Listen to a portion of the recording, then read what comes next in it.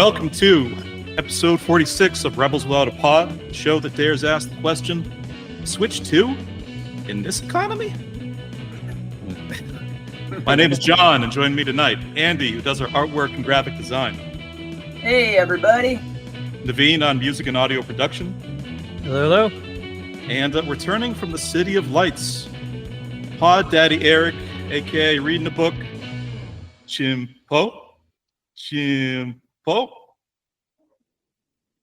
Not good. That was it. Oh, sorry. I'm supposed to follow that. So I don't know, you guys. Maybe it's just me, but I think Paris is a pretty small city. Okay. It's huge. I heard this on the last episode and laughed, Uh-huh. and then I looked it up, and Paris is legit the same size as Boston. Well, No way. Yep. that's How big is Boston? Huge. small. It's like the size of Paris. Size of a melon. Like about this big. All of our content currently up on the Rebels Without a Pod YouTube channel. Please remember to like, comment, and subscribe. Today, we're continuing our Neo-Neo-Noir cycle with a discussion of Park Chan Wook's 2016 film, The Handmaiden. But also after that, Eric, just getting back from a little week-long vacation out to Paris, is going to regale us with some tales of his travel. A little bit of a PSA up front. I was on the phone with my parents earlier today, and I mentioned that on the podcast. I've not heard about Eric's French trip because we're saving it for the record. And they said, "Oh, that sounds fun. We'll listen to that episode." So this is a direct episode. This is a direct message. No. Mom and Dad, kind of at this point, what you can do, open up the YouTube video description. There should be timestamps we got there. Click on the timestamp to kind of jump right ahead to Eric's little discussion at the end of the pod, because this one might get a little bit blue. That's all I have to say. Hi, Mr. and Mrs. Johnny's parents. Yes. Your parents will never Mhm. talk to me ever in person. Yeah. Well, let's see this what you have to say about Pod. it. Yeah. I mean, unless they I mean, really I want to haven't hear about talked to you in part what, two. like 10 years, I think it's been. I'm just I don't know, not to get too far ahead. I'm looking at my notes in the movie, and the first two things I wrote down were that can't be a comfortable way to read, and then vagina cam. So I don't know. What to say.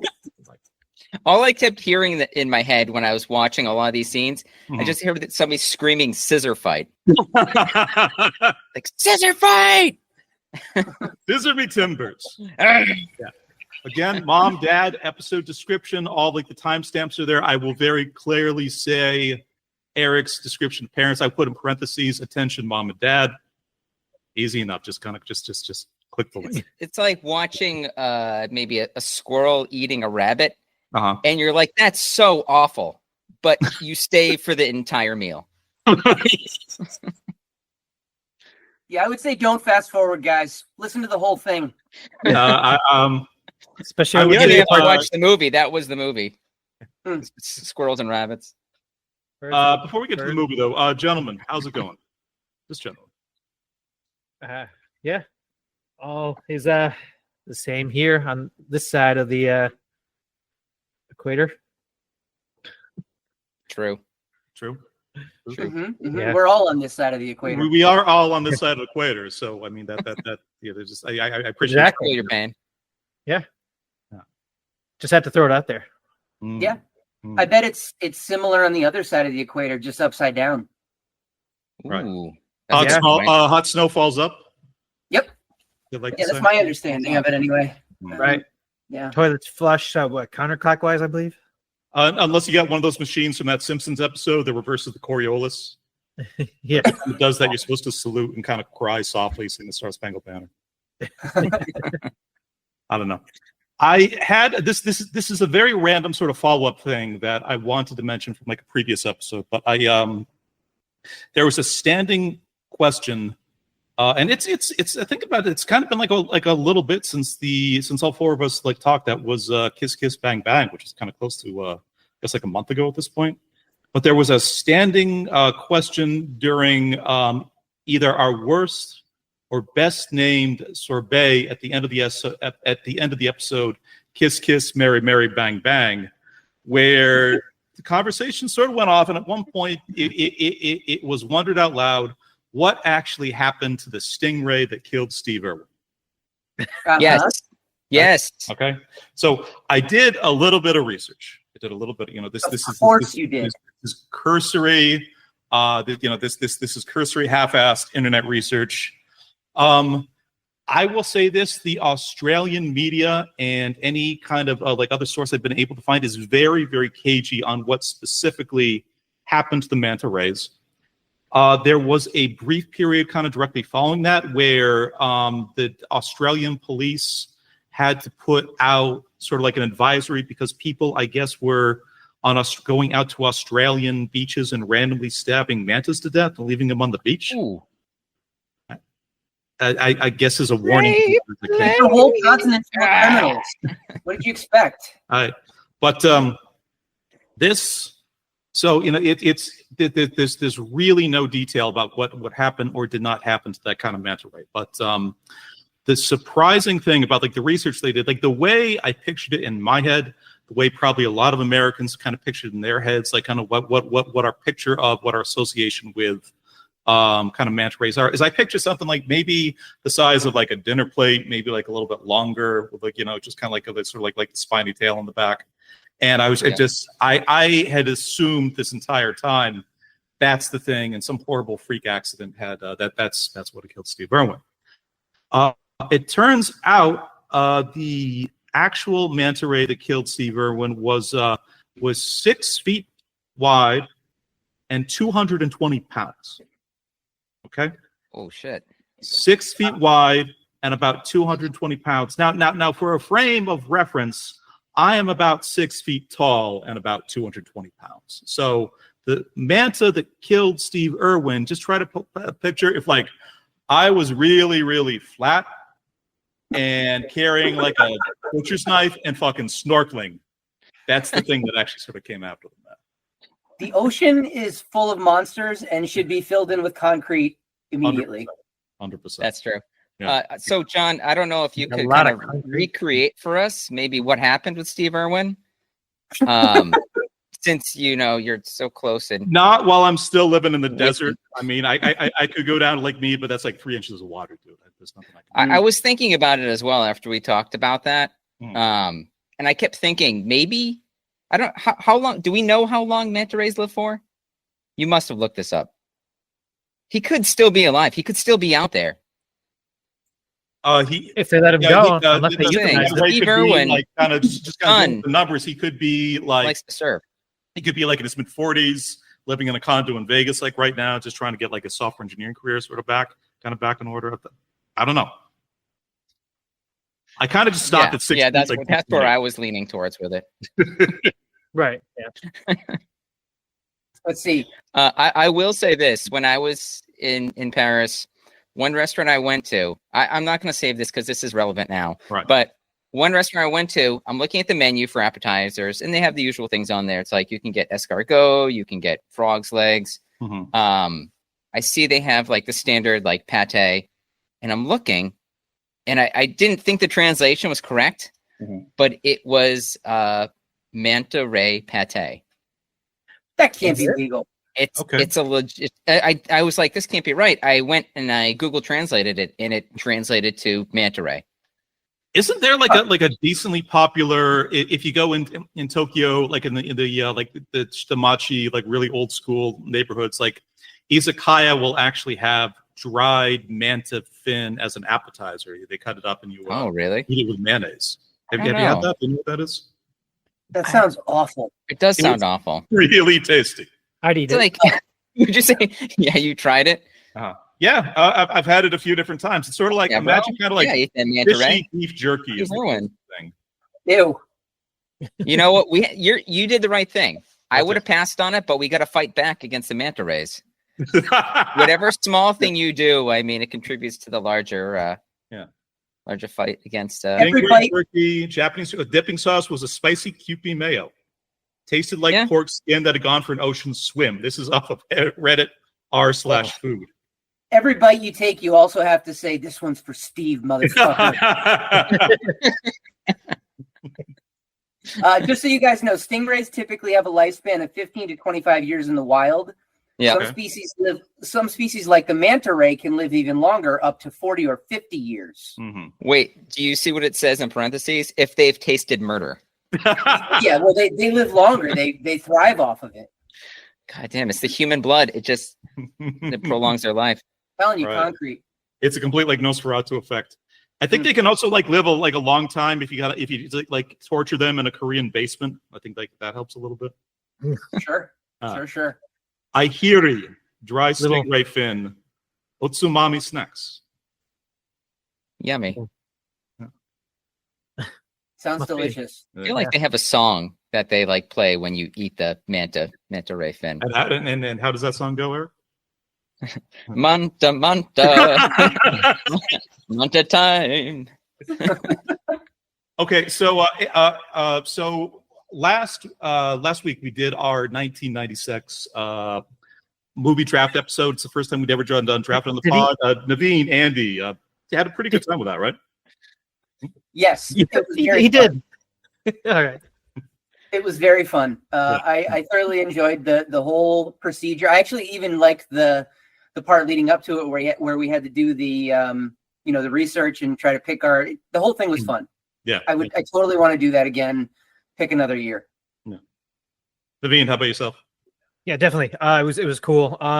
Would definitely like to do it with Eric. Get his spiel on things. Eddie, I want to do it with you too. Yeah. Hey. I know. Hey. All right. Yeah. Yeah. We're waiting. Eric is going to 1996. give got kind of like our final like rankings for like the 96 roster. But Eric, I believe you've been like listening to the pod itself without kind of going back into specifically who you think kind of did the best in the draft. Like, what do you think about the episode overall? I got about 46 minutes in. I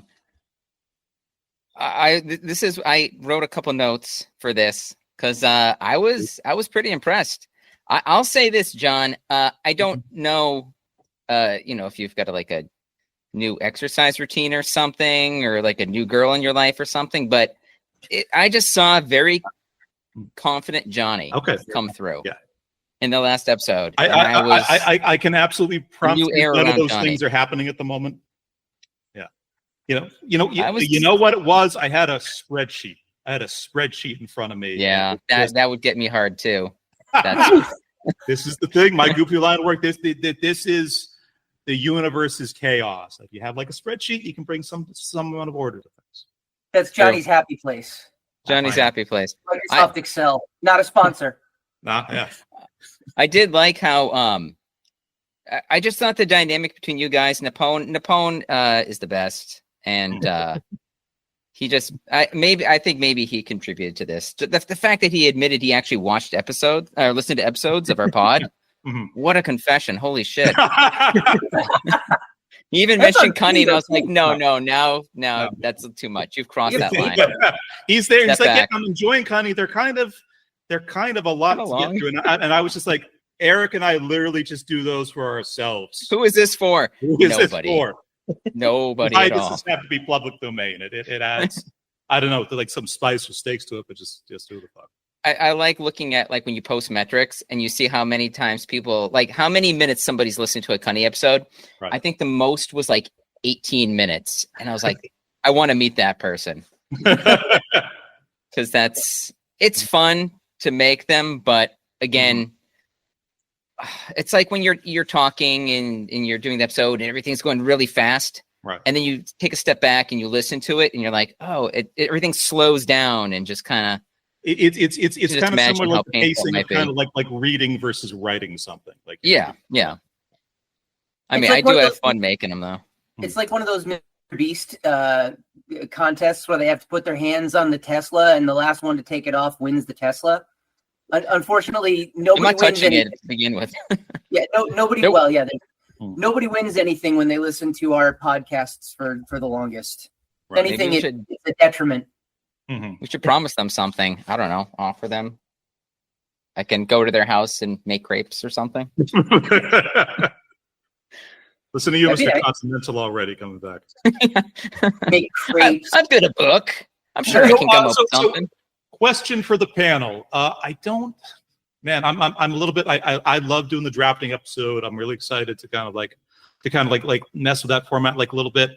I don't feel going sequentially, just because we started 96, doing 97, 98, great movie years, but I feel like maybe it's a bit more interesting if we kind of jump around a bit, kind of do one from like our 20s, one from our 30s. But what do you guys think? What's the next year? I mean, we could even do like 80, 82, fucking like 75. Yeah.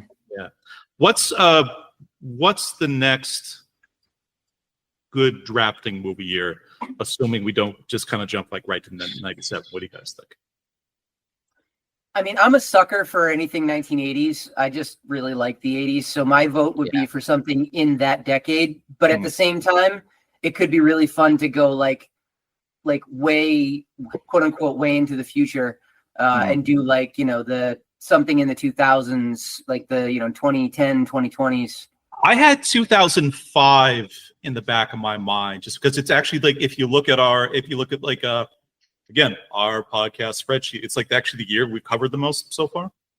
But I like that. I was thinking the same thing. Like the American release of Kung Fu Hustle and one other. I'm drawing a blank. I can actually. Oh, okay. Lady Vengeance. Oh, sure. I think he was just like talking about like what we've actually kind of covered on the show. Oh, sorry. Yeah. Yeah. I think that would be good. I mean, 1980s, there's so much good stuff, but then we'd also have to talk about what we were doing in the 80s. Mm-hmm. I think we could save that.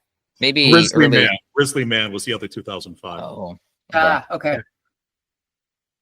I'd say, somewhere 2003, 2005. I'm sure there's just like a prime year in there. Right. I think any year could be fun. I mean, it doesn't even matter if it was a quote unquote prime year for cinema. Yeah. It might make it more fun if it's like a shitty year and we have to just sort of pick the best of the worst. I will say I did listen to I listened to like some of like your picks and there were some really good ones in there. So that was a good year. Like as it turned out, that was a really Armageddon. What was it? What am I blanking? Independence Day is what you're thinking of. Independence Day. Yeah. No, I was thinking that what's the what was your From Dusk Till Dawn? I heard that one. I was like, shit. Yeah, right. That's such a good movie. It's such a good movie. So getting that one like right off the bat, just. I think we were saying this on the show, but it was funny to me, like despite like just what a really great movie year it was generally, how kind of thin the action bucket was. I keep on kind of coming back to that because there are, looking over like the full list of every American film that kind of came out in 96. I'm like, I've seen a ton of these that I have just no memory of whatsoever. Executive Decision, Broken Arrow, Eraser. I think like there was one.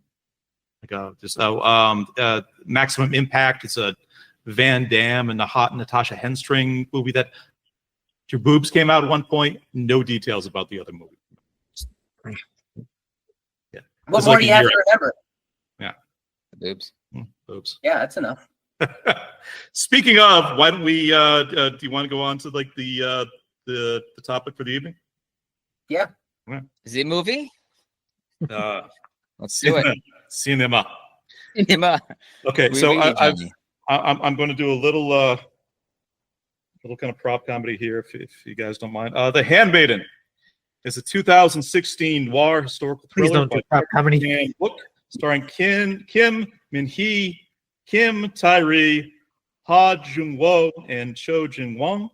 Synopsis in brief. Wait for it. I can't. What are you doing? I can't hear anything. You got to put them in your mouth first. They're the wrong shape. Well, maybe they're not the wrong shape. Depends on what you're They are. They're definitely the wrong shape. I mean, they're the right shape, my friend. $8 I paid for these. Wow. No, come on. I just for the 5 seconds? Say it again.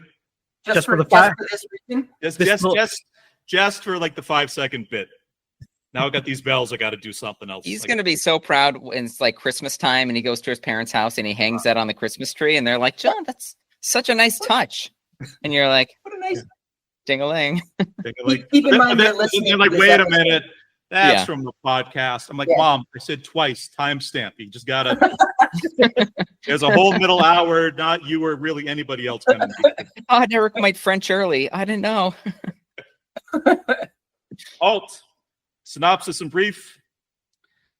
At least I will podcast with my cock intact. Bravo. Yeah. Bravo. Handmaiden. This is the 8th theatrical feature by Park Chan Wook, known also for Joint Security Area, Thirst, Decision to Leave, and the Vengeance trilogy, which includes cult classic film Old Boy. The Handmaiden, which is based on 2002 Welsh novel The Fingersmith.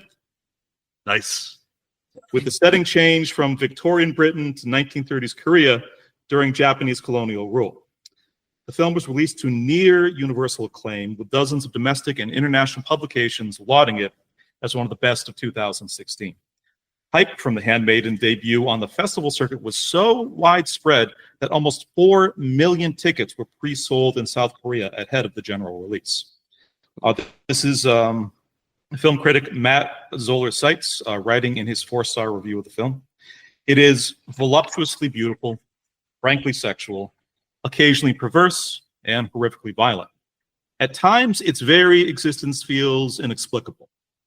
And yet, all of its disparate pieces are assembled with such care, and the characters written and acted with such psychological acuity that you rarely feel as if the director and writer is rubbing the audience's nose in excess of one kind or another. This, in my opinion, is a film made by an artist at the peak of his powers.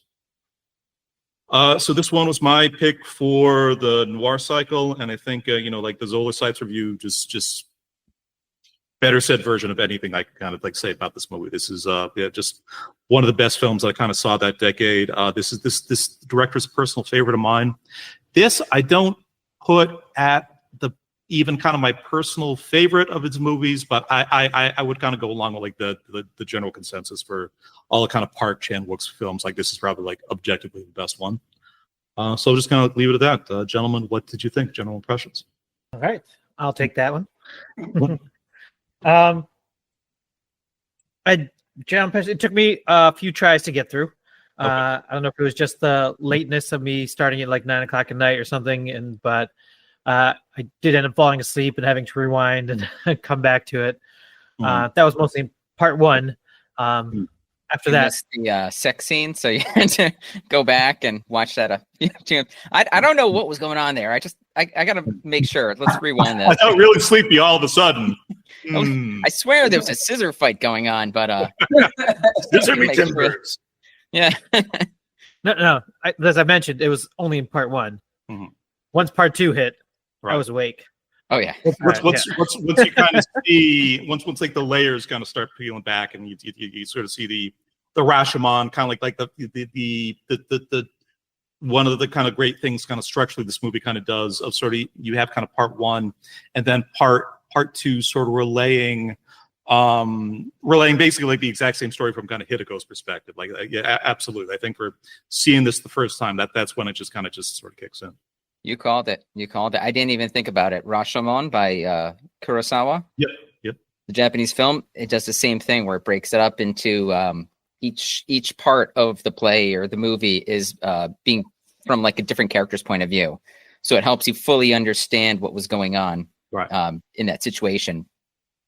But there's also like in kind of that movie and that one, in addition to kind of like the kind of like the objective sort of different angles of what's going on, there's also some just personal and sort of like emotional subjectivity that each that each character kind of brings to kind of what they how the movie itself actually kind of plays out like through their eyes. Yeah. So Naveen, once it hit like the second act, it kind of picked up for you a bit.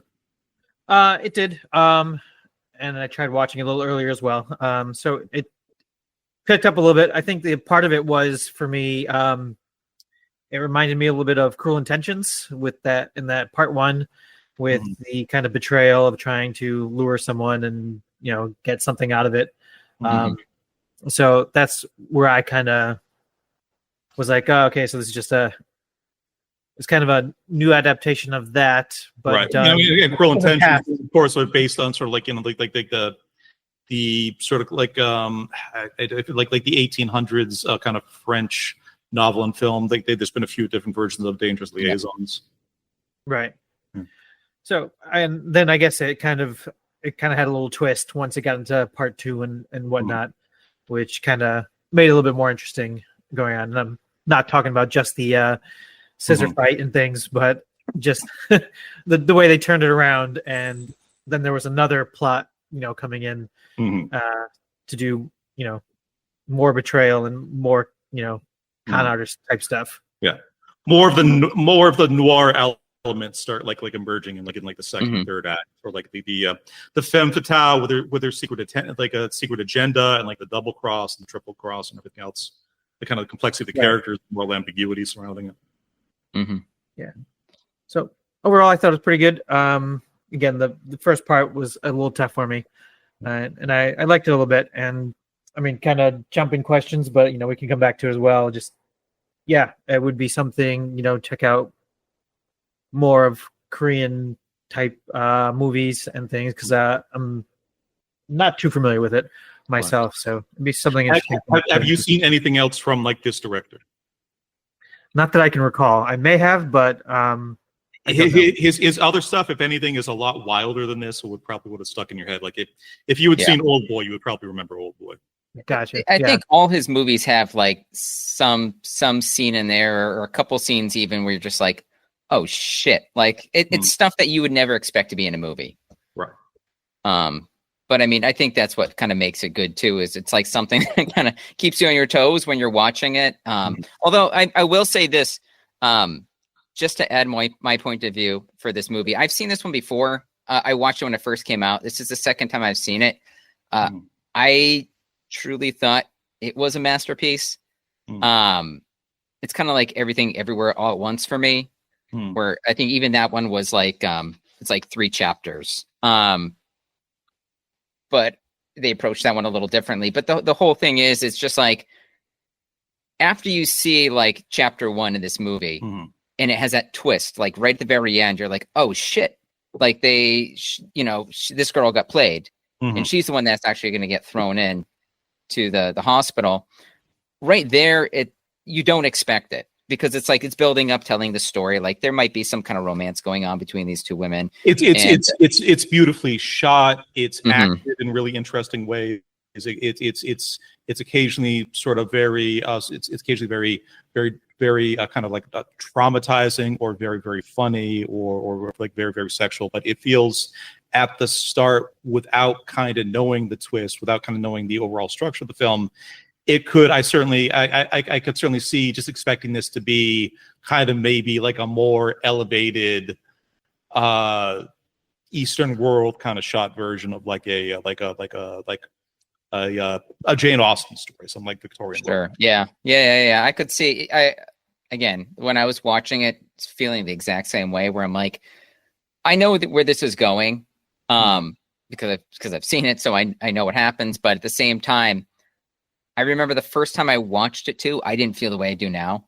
And it's because, like what you're saying, you spend 45 minutes waiting for something to happen, and you get little, like, you can see through like into some parts of what's happening maybe, but when it ultimately comes out that nothing really comes out of it, like a potential relationship between women, or somebody maybe betraying somebody else, you see how it falls out, and you're like, oh, that sucks. So is this the movie? And then it just kind of rewinds, and then it does something that adds a new layer to it, and it changes your whole perspective of what you just saw. 100%. Yeah. Andy, what did you think of this one? Go for it. So first of all, I had never seen anything by Park Chan Wook. The closest that I had come to seeing one of his movies was the movie Snowpiercer with Chris Evans. He was one of the Bong Joon-ho, I believe, was like that. Right? Yeah, but he was Park Chan Wook was one of the producers of that movie. That makes sense. I believe it was like his production company as well. The There are Yeah, also so- contemporaries, and like Project. he's the other for like kind of Western audiences who even don't follow like Korean films especially closely. I mean, like Bong Joon-ho did The Host and Snowpiercer. He's got Mickey 17 in theaters right now. Yep. Parasite from the Academy Parasite. Award like a few years back. He's the other kind of the two of them are the ones that are kind of sort of putting Korea on the map for like international cinema, like over like past. One of his first movies, by the way, should have been my pick. It's one of my favorite Korean like detective like noir type movies called Memories of Murder. Interesting. It's such a good movie. I highly recommend it. Yeah, I definitely don't have any experience really at all with Korean anything. I guess maybe food, but other than that, Food's pretty good. food's pretty good. But that's right. I was immediately, so I guess kind of like Naveen, the first act was a little bit slow for me, but I was also taken by, and I'm not a film snob kind of guy that, likes pretty shots and watches movies because they're visually interesting and aesthetics and all that kind of stuff. But I will say I was very impressed just by the way this movie looked. I just thought it was beautiful to watch. So the set, the costumes, some of the shots that he actually got in it, just all really good. So that kind of pulled me through that first scene or that first part. And yeah, I mean, I guess I'm yammering on a bit here, but like ultimately, I really did enjoy the movie a lot. I thought it was super interesting. I don't think I've ever really seen anything like it. Yeah, I just, it was very good. It makes me interested in seeing maybe some of his other work. I've never seen Old Boy, and I know that it's one of those movies that everybody is supposed to see. It's so different than this. This one, like a period piece almost, or just something that he had in the back of his mind. He really wanted to do that was different than his other movies, because it's pretty unique. Although, I mean, I think the following movie, Decision to Leave, had some kind of elements to it as well.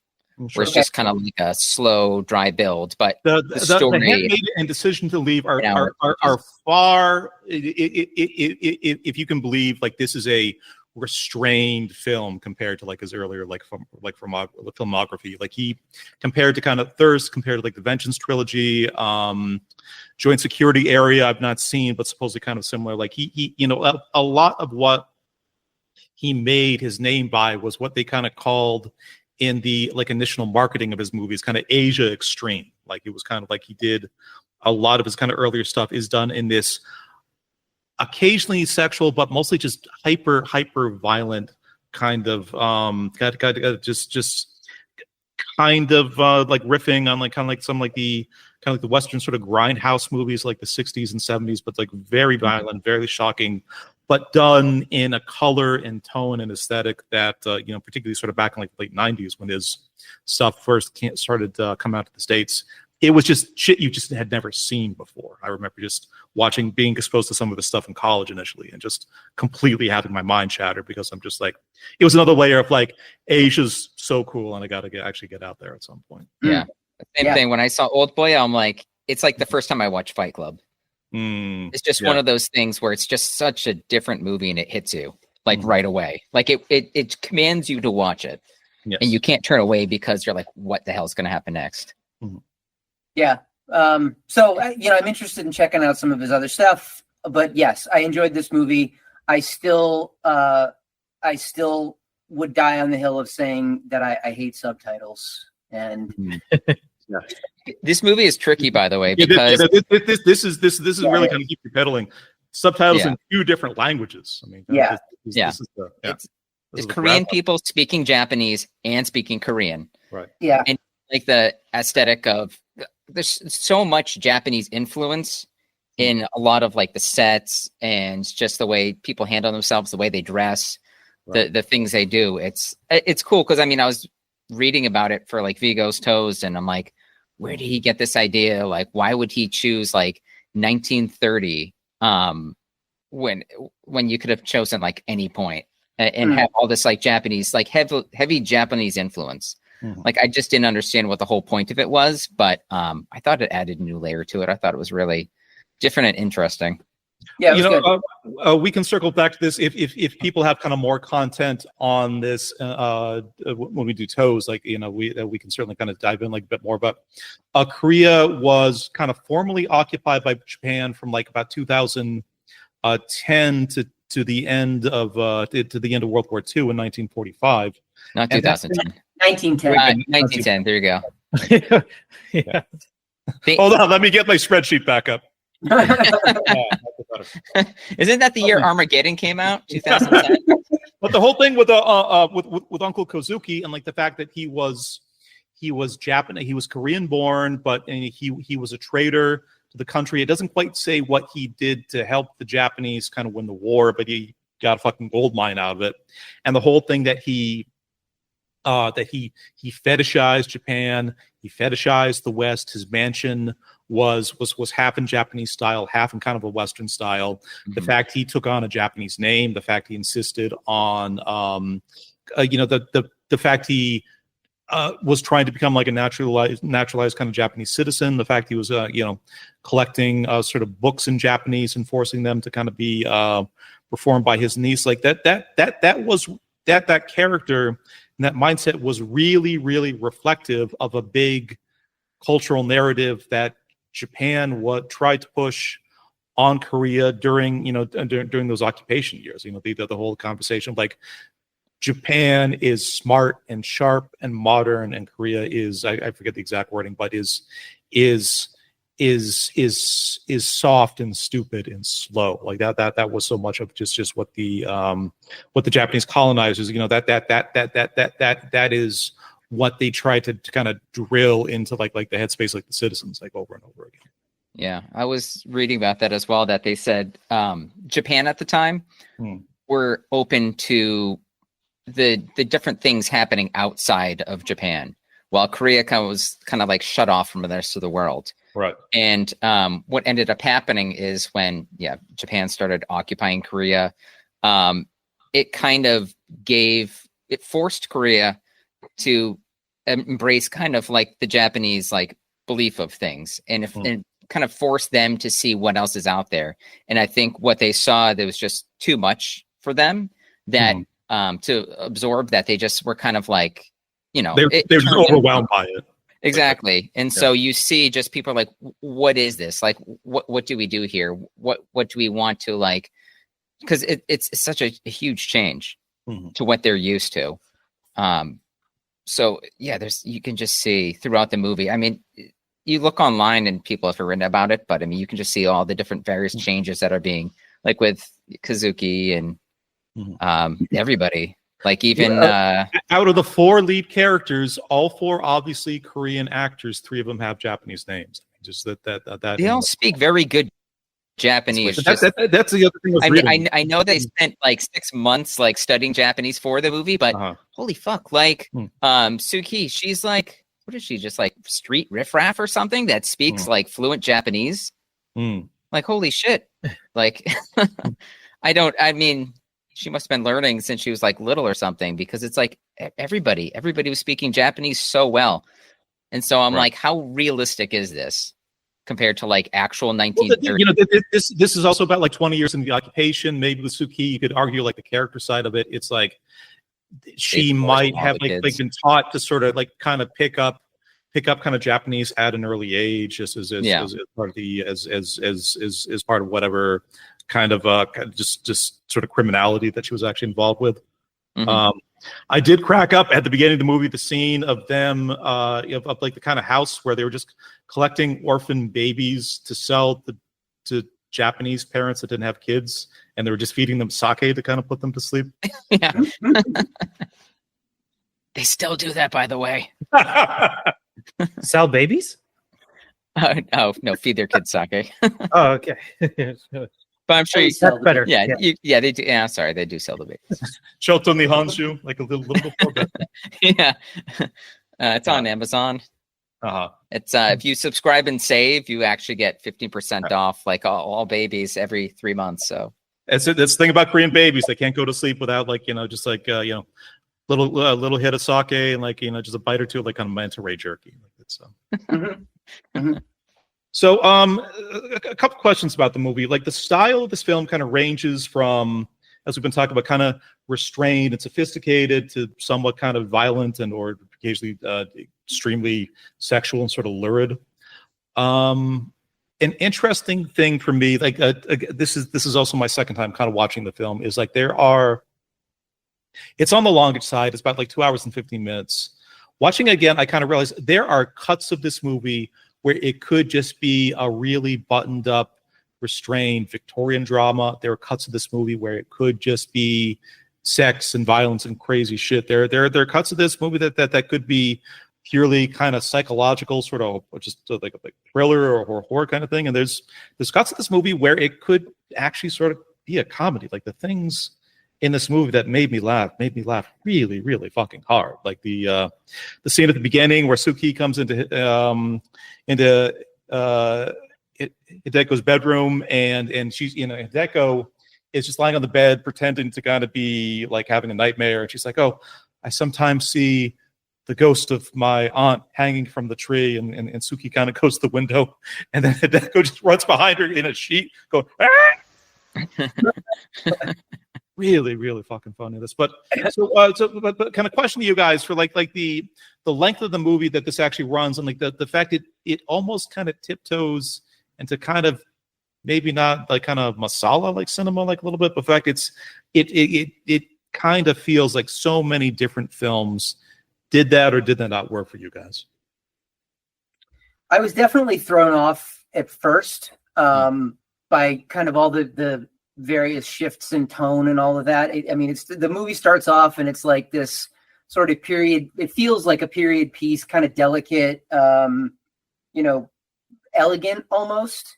And then it completely changes into this like weird, fever dream of handcuffs and erotic calligraphy and I don't know, tentacle porn. And it's just, I don't know, it's weird.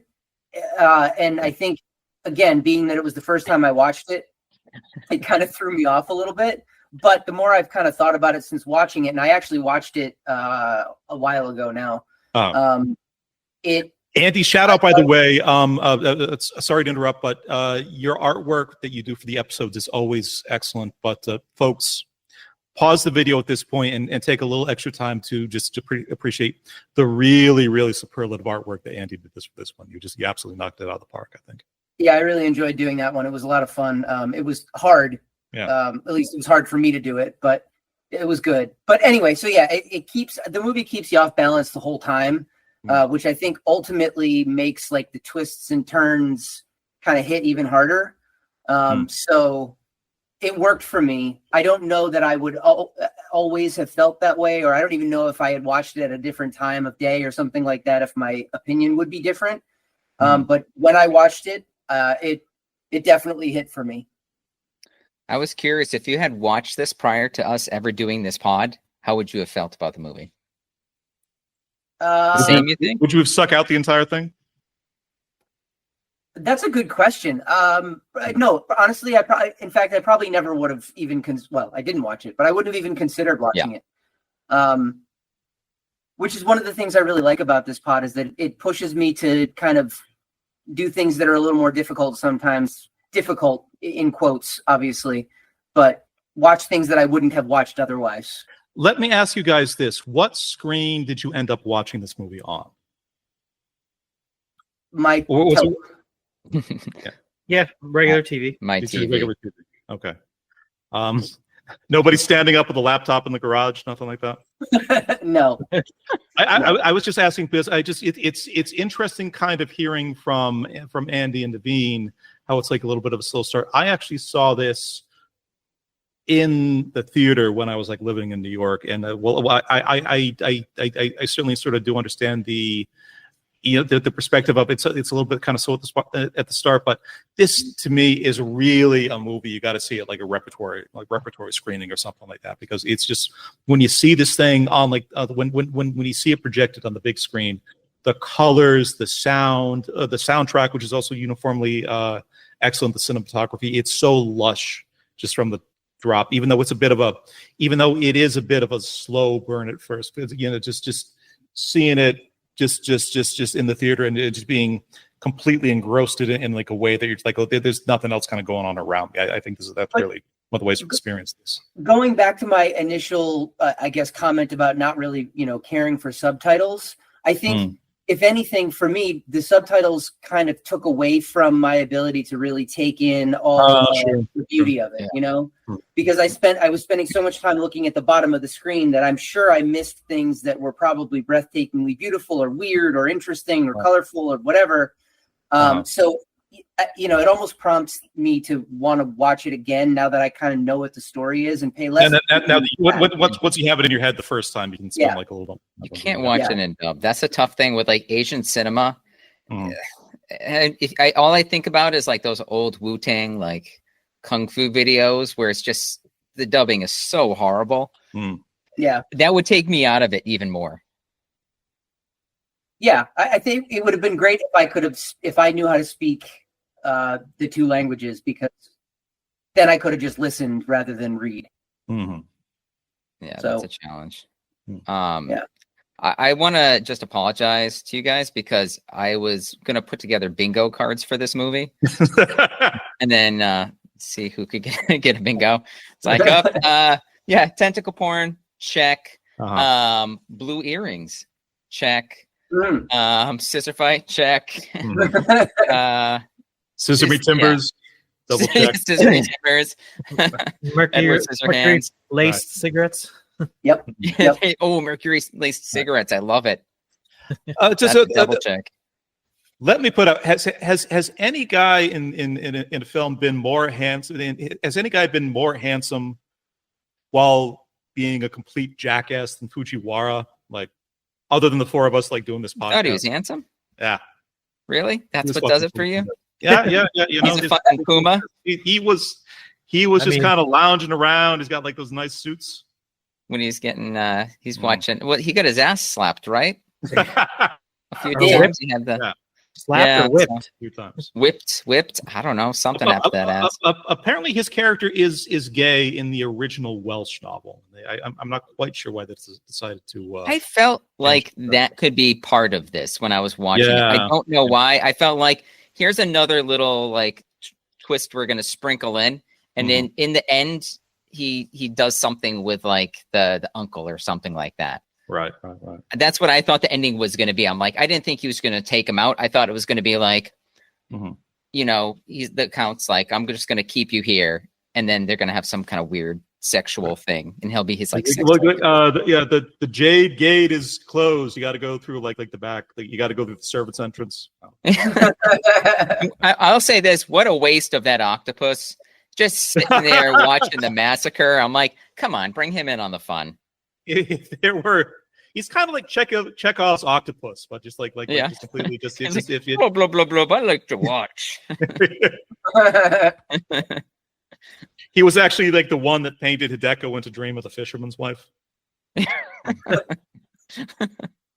Andy, if you really want to think about doing some like episode art, you got some alt art, but maybe we'll leave that on Patreon or something like that. Maybe.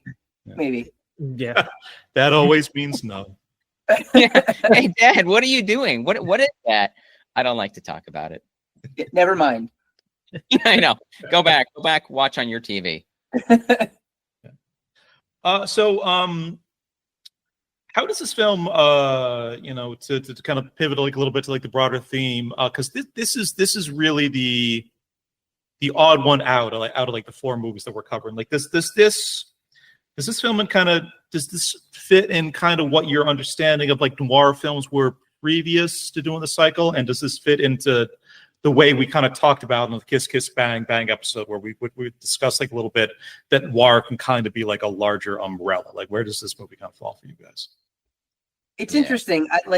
I would never have pegged this as a noir film. Even after watching it, it would never have occurred to me that it was a noir film. But then you sent out in one of the questions, or in this question, you said something about the the board. I'm gonna butcher this. Five The board pillars. and Filmaton 5 noir pillars. So this is the thing that these two French film critics came up with back in the 40s. I mentioned it briefly on Kiss Kiss Bang Bang, but they were similar to this. When American like kind of noir film kind of started happening like in the 40s and 50s, the French were obsessed with it. They're constantly talking, constantly sort of like just writing about and kind of studying these things. And these two film critics, Board and Chamaton, came up with this criteria for like what they sort of saw as like not necessarily plot details, but sort of like the 5 kind of tonal or thematic pillars of noir, which they said a noir film has to be dreamlike,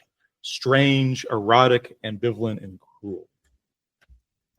Yeah, and I think it definitely checks every one of those boxes. And so because of that, yeah, I mean, I guess it is a noir film, but again, it would never have occurred to me that this was a noir film while watching it. I think if you define it as neo-noir, then it fits. Because we're seeing that like the movies we pick, they're all going to be slightly different, but they don't fit into that cookie cutter like expectation, I guess, of what you had for like noir films back. And like if you think about like Chinatown, for example, something like that, it makes sense. It screams that it's like a noir film. But for this, it's just you have to think about it. It's not as obvious. But again, I think seeing something like this and you think about it that way, maybe, I don't know, do you think it changes your perception of the film? Thinking of it as like a neo-noir film? I guess as opposed to just kind of like a revenge film. To me of like what of just like, okay, you can think about it this way. That adds an extra sort of interesting lineage, because you can also say like, this movie's obviously drawing off of kind of Victorian period pieces. This is kind of just kind of drawing off kind of Korean pre-war and post-war cinema. This is kind of drawing off of just kind of just really kind of staid, subdued, romantic things. This is kind of drawing off against more kind of even like a little bit similar to like Vengeance trilogy movies he made, kind of a little bit with like the sex and violent kind of grindhouse elements of it. I think that's what people peg this as. If like Park Chan Wook's like previous work, you're like, oh, this is expected. This is just like a cleaned up, more experienced version of what he's been doing up till now. But he's trying to go with like a little more kind of white collar, like a little more kind of high concept. Yeah, I think the way you presented it though, where it's just a culmination of a bunch of things, and you define it as like neo-noir. I mean, I can accept that. It's just such a hard concept to understand, because it's not just one thing. It's all these things that make it neo-noir. Naveen, what do you think? I found it to be kind of noir, but in my understanding, kind of before delving into this theme of movies, was that noir was more of an artsy type film, with the way they get the plot across, the visual look of it. Things like Sin City. You have this black and white movie, but every time that's as Westerners, that's a big closer to kind of what we still understand, kind of classic noirs. That's a touch of what Kiss Kiss Bang Bang is. That's very, very much going to be like the next 2 movies we cover on this cycle actually are. Okay, so I kind of felt it did have that, just that, it did have that time period piece kind of feel to it, but even just the look of it and feel of it, it did have that noir kind of thing to me.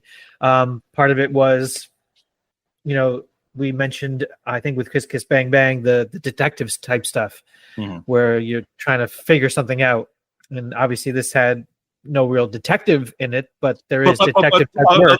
Like noir also does encapsulate it can be detectives or police or criminals or fighters, or like what I understand, like the 4 sort of big categories of sort of kind of leads that you tend to have like in these movies. I was going to say another thing too is when you're watching this film, you are the detective, because you're like, there we go. At the beginning, you're kind of like, this is a period piece. This is just kind of like an interesting movie. But as soon as it hits that point where it hits chapter 2 and stuff starts to unravel, you just question like, how much of what I just saw in like the last 45 minutes is true? Like, what is there under the surface that I missed? And so then you try to figure out the mystery while you're watching it. Although this one is so good at just keeping stuff fresh and new and different that it's hard to keep up because everything just keeps unraveling and it just happens so fast. It's the pace and the propulsiveness of this movie. It pulls you right in. So you're like, oh shit. Okay. Wait, what just happened? A thing I really kind of clocked watching this a second time in the first act is Suki keeps messing up constantly. Just kind of talking to Hideko. She keeps on sort of slipping like, she's like, your mother said that? Oh no, it was actually my aunt. Or like she's looking at like she's looking at like the earrings. She's like, any common street fence could get like a really good price for this. And the fact that Hideko is obviously so intelligent, is so put together and composed, and she doesn't react to or acknowledge any of those slip-ups. You might not catch it like the first time going through this movie, but you just like the second time going through this, it's plain as the nose on her face. It's see here. I mean, fucking hell, man. Fucking hell. I just love how that when you see chapter 2 and then you see Hideko mention that to the other handmaidens or whatever, she's like, fucking hell. I was like, oh man, I can see what's happening. Just somebody that's just so, she's a little street. She's a little bit of a potty mouth. Yeah, sleeps naked in a stranger's house at night, and just one shoe. One shoe, and just says things like "fucking hell." I was just like, "That's cool." Yeah, I mean, obviously for me, like the noir stuff is very kind of tonal, obviously, but like think about like a little bit. If you kind of strip some of the specifics out, there's a way to describe like this movie in a way that makes it sound like a really noir. Just looking at it from like a plot, like from a plot perspective. What I wrote down was a petty criminal infiltrates the home of a wealthy family to steal the inheritance of a beautiful woman who may be more than she seems.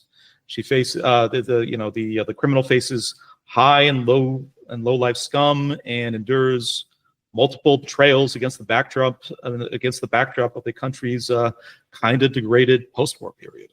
I mean, just like a lot of noir. We kind of touched this like a bit previously earlier, but a lot of noir is kind of like also like a story about like American men coming back from like the First and Second World War, dealing with the trauma of the experience and kind of dealing with the way that society kind of was kind of crumbling in like the American urban areas, like in one way or the other. Crazy times, man. Yeah. So, consensus, it sounds like for Neo-Neo-Noir. Is this Neo-Neo-Noir? We make an argument for that. So we did. Bon Joon-ho and Park Chan Wook were having coffee one day, and then Neo happened to walk by, and he's just like, "Are you Park Chan Wook, the guy that did Old Boy?" And he's like, "Yes, I am." And he's just like, "Whoa." True story. Keanu takes off the helmet, and he's like, "I can scissor." Sister, I can scissor. And he just shakes his head. We need to do a scene in our sequel to The Matrix. Mm-hmm. I was in Zion. You zoom out. There we go. I was thinking today, I was like, maybe I should like do another like play on words for like the Neo-Noir thing. And I was like, tying it in with France, be like Neo Pinot Noir. And I don't know where I was going to go with it. I was maybe like Pinot Noirs that were produced post 1980s that Neo likes to drink. Right. Minimally three drops of opium, and you have to have your partner the mouth. Somebody spit it into your mouth. There we go. Yes. Is this a and I'm stealing this directly from like the episode of like that Big Picture did on this movie like a few weeks back, but is this a love story or a seduction story? Are these crazy kids going to make it? I agree. Can't it be both? It's got both. Well, you've got the Count trying to seduce Hideko, obviously, to get the inheritance, but then you've got the love story of Hideko and Suki. But I'm talking Hideko and Suki, like specifically. Is this just a story of an attraction, or Do you think they actually have like a shot at kind of making it long term? I mean, they did use the bells. Hmm. It's like a rite of passage, huh? I think so. I mean, it's got I a hear ring to it. weddings. Yeah, you know what? They were ringing so loud that on the ship room service came over and they're like, "Sorry, did you summon me? Fresh towels, please." Did somebody order? Did somebody order the time has Grey passed. Poupon? Mom, Dad, timestamps. Yes, I'm not proud of any of this. This was your choice. What are they Yeah. bringing? It's true. Both those things can be true, my friend. All right, let's go over to Vigo's toes. How about that? Works for me. Nice. What do you guys I got? want to know what Andy found for Vigo's toes. Yeah. Go for it, Andy. I know you got something good. Yeah. So this one is actually super interesting. I found nothing. That is pretty interesting. All right. Yep. But you did the There was artwork nothing- for the episode. So, I Yeah. mean, do you really need a Vigo's toes? Well, Yeah, you can rest on this one, my friend. Like, I think you there's get a an lot of exemption. things that you could say. Like, I typically find my Vigo's toes. Like, I go on the IMDb page for a film and I look at the trivia section or like the spoiler section or whatever. And like, there's lots of things. pretty dry for this one. Sure. Yeah, there's not that much. Unlike the last stuff scene in the movie. I thought you were going to do a play on words and take fingersmith and then just come up with things that have like finger in them. Right. And just kind of ramble them off like the Finger Lakes or something. Like, sure, Fingerling potatoes. There it is. There we go. Look at that. Chicken Yeah, fingers. apparently Fingersmith and Handmaiden, both British slang for, Yeah. Yeah. Hurrah! Yes. Scratch that itch. So I will say this. I did mention the two main female leads. They did take 6 months of Japanese to improve on their Japanese skills. So Kim Tae-ri, I don't know which one she is. I guess she played Suki in this. Suki. Okay, I guess she actually did an interview in Japanese for Really? like Japanese TV, I believe it was. And they were so impressed with her understanding and ability to speak Japanese that they thought that she had been studying for a long time. Really.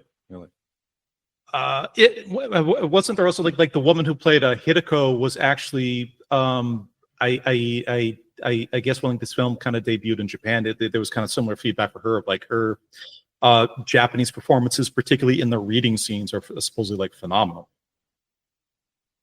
They're good. I mean, I understand them much better than I understood Count Fujiwara. He's okay, but it sounds like he's kind of has like marbles in his mouth or something. Interesting. Something else we didn't bring up even, but there's like an extended cut of this film. Oh, really? It's 168 minutes long. Uh-huh. And it was not released in the US. It was released to like international audiences. Mhm. So that means there's another 24 minutes out there of mystery waiting to be discovered. Are you going to Blu-ray this? Very exciting. How are we going to get this? We need to know what happens. It's probably just all credits. There was just so many people that put credits for this. There better be an octopus scene. Yeah, Right. Taco-chan the octopus. He's got like 3 pages of credits. The fourth act is just everything that happened, but from the perspective of the octopus and the stone cobra. Oh man, the stone cobras. That's amazing. He's just like, oh fuck. Yeah. Shop. Naveen, how about Here it yourself? comes.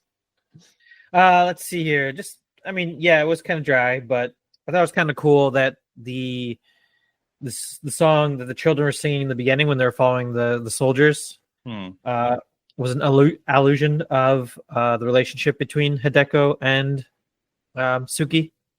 Oh, So, really? Yeah. So I didn't pick up on it or anything, but going back and reading the subtitles, it's kind of like, oh, all right. I'm gonna have to think about that in 10 years when I watch this again. The only thing that like kind of trivia that sort of jumps out to me is the woman who played Hideko, Kim Min-hee, was actually a very famous and very well established Japanese kind of like TV and film actress. Kim Tae-ri, it's her first time acting in a movie ever, and I guess it was like they went through 1,500 applicants before they actually cast her. Whoa! Wow. Yeah. But for kind of trivia about the movie, I rather than kind of actual sort of film trivia itself, I wanted to read my my recent kind of just most favorite form of comedy writing ever, which is snarky one-line letterbox reviews of a film. But the ones for The Handmaiden are pretty incredible. So this is just like the half dozen I pulled. Shout out to this movie for inventing lesbians, cinematography, and me shitting myself in a movie theater. Not reading party at my local library, 8 p.m. tonight. Pull up. I need to get a BFF like that. Please screen this at my funeral. Most romantic display of amateur dentistry ever put to film. Wow, that's a good one. And this one's my favorite. This is in all capitals. Be gay. Do crimes. Sure. That one was for me. Yeah. That was for all of us. Guys, anything else you want to say about The Handmaiden before we wind it down? Cool choice. It was a good choice, yeah. Yeah. More Korean cinema. More Korean cinema, absolutely. Do we jump right to Old Boy from this, or do we do one more ramp up film prior? I think we should do Old Boy. It's very different than this, and I think Andy may leave the show. You do realize Andy may. I don't know. Too many subtitles. Well, the subtitles that's one aspect of it. Listen, I will watch all kinds of weird shit. I'll give it a try. You know what? I mean, he wasn't open to a human centipede until I brought it up. So I'm just saying, I'm just watching Andy evolve before my eyes. Not when you brought it up. When you brought it up on the longest mainline episode that we. Do you like how I waited till I got him alone? 15 minutes longer than that fucking thing. I was like, John's not here to defend him, so don't shield this man. Can I do like a super random detour before we kind of get into like the last segment of the show? This has nothing to do with the movie at all. This is just something I've been thinking about. Of course. Yeah, go for it. All right. I was thinking about like this is objectively, I consider it this way. Most film critics, the majority of film critics kind of see it like this way, but this is objectively the best film that Park Chan Wook has done. This one's not my favorite. I think it's max third behind like Thirst and Old Boy. But that kind of got me thinking, are there let me put to you guys, this doesn't have to be your favorite. And in fact, maybe it's more interesting if it's not your favorite, but what's the best Radiohead album? And is it different from your favorite Radiohead album? So unpopular opinion, I don't really like Radiohead that much. I like some of Radiohead. Okay, let's make him watch Old Boy. Fuck it. I've never been a big fan of theirs. Really? Although that being said, I only really know like the radio stuff for the most part. And I think the album that probably had the most radio hits was it OK Computer? I would say the Bends. The Bends probably definitely had more hits. But it's I think weird, OK Computer only had was on Pablo Honey. Yeah. The one everybody really knows. Creep? Yeah. Creep was on Pablo Honey. And that was like how to play guitar? That wasn't a radio hit by like any stretch. And it wasn't Radiohead, but I do know a lot of people that were really into that song. Okay. But yeah, Pablo Honey, I think Creep's the only one. My favorite album, and again, I think it was where I was at the time when I experienced it, was Hail to the Thief. Interesting. Yeah. I love that album. I listened to it when I had just moved back to Japan. after quitting my job in the States after college. It's helpful. Like every karaoke booth has there on the rotation. They do. Yeah. I remember you and me, we went and did karaoke. You had the impression, you had like visiting. the Tom York impression of him crawling around and like freaking out the squirrel. We were trying to do, we started at the beginning of the album. We're trying to work our way through, and I don't think we got very far. Maybe maybe 3 songs in. But it was just, it's hard to do a whiny Tom York voice for very long. Truth. There though was just like the pinnacle of that album for me. Right. It was just such. I've tried playing it for Caleb, and he's just like, it's slow and boring. He did come up to me the other day though, and he was like, "Hey, Karma Police," and I'm like, "Okay," and he's like, "Arrest this man," and I was like, "For what?" He's just like, "Yeah, yes, and you, son." Yeah. He talks in maths. Talks in maths. So Hail the Thief is your favorite. Which one would you say? Which would you say is the best if you had to like? I mean, I know you like In Rainbows. Hail to the Thief is the one I stand behind the most. If you asked me when I was younger, before Hail to the Thief came out, I would say, I don't know. I liked the Bends quite a bit too. Sure. But OK Computer, I did own that. And so that was one that I had to kind of like figure out why so many people liked it. And I think, really? Oh yeah, it didn't hit me right away. I'm just kind of OK Computer was like first pass through. I'm like, this is a masterpiece. This is my new you compare that to like Oasis, for example. And you listen to anything by Oasis and you understand it. You like, I get what's going here. It's poppy. It's catchy. It's there's a lot to you don't have to figure it out. OK Computer, for me, I'm just like, why does this exist? Why did somebody make this? What's going on? What is Tom York trying to say? Because it's different than the Bends. So with the Bends, you kind of know what's going on, and you're like, he's just going to make something like this, but better. And then they just do something off the wall, and you're like, okay. I mean, Beck does the same thing where he tries to do it. It's like Beck sings famously, it's just complete like reinvention. Yeah. Naveen, what do you think about this though? Favorite and the favorite Radiohead, and is it different from what you think might be the objectively best Radiohead?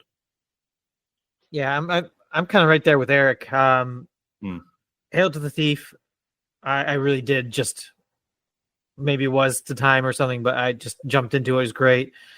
Just the way they recorded, just the different things they put in there. I believe the second track, the Raindrops or whatever, and and you could take that in different ways as it ends. It was just impressive. I also liked Kid A lot more. OK Computer, I again agree with Eric. I did not jump into that as a lot of people did. It was good, definitely good, but I would say Kid A, Amnesiac, and Hail to the Thief. I loved Kid A and Hail to the Thief more than Amnesiac.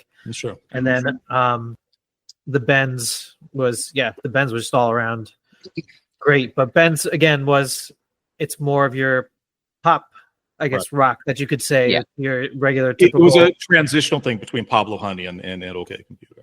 Yeah, and then OK Computer just hit on this again different level that you weren't expecting and then you could expect more of that from Kid A and the subsequent albums after that. Right. Let me ask. I mean, like for Kid A, so did you own these albums? Buy them on CD or?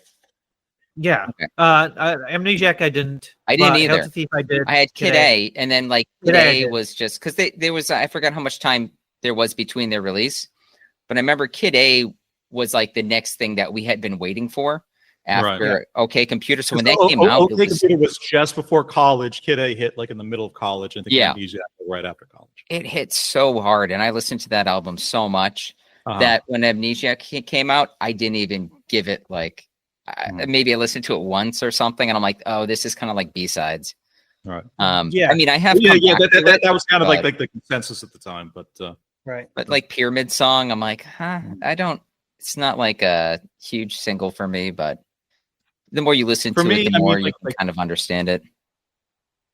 Objectively best okay computer, which I kind of see as like the Handmaiden, like, and I would buy any argument that on as much as you can kind of judge art, like this is like the best of kind of like the best version of anything of kind of who they are and kind of what they do creatively. But my personal famous is In Rainbows, and specifically the initial cut of In Rainbows that was only kind of like 8 tracks long. Like there's been every version of In Rainbows that you find online these days is basically it's the original 8 tracks, but 5 other songs that are just kind of fine, kind of sprinkled. What did you listen to the second one that got released that you could download for free? I didn't. I kind of think that's what they just kind of turned into what In Rainbows is kind of considered right now. They sort of kind of like melted the two. One of my favorite Radiohead songs is called "Down Is the New Up." Oh, sure. And that was an extra that was not on the In Rainbows album, but they had produced it at the same time. It's just, I don't know, that song, something about it. That wasn't a new Netflix series?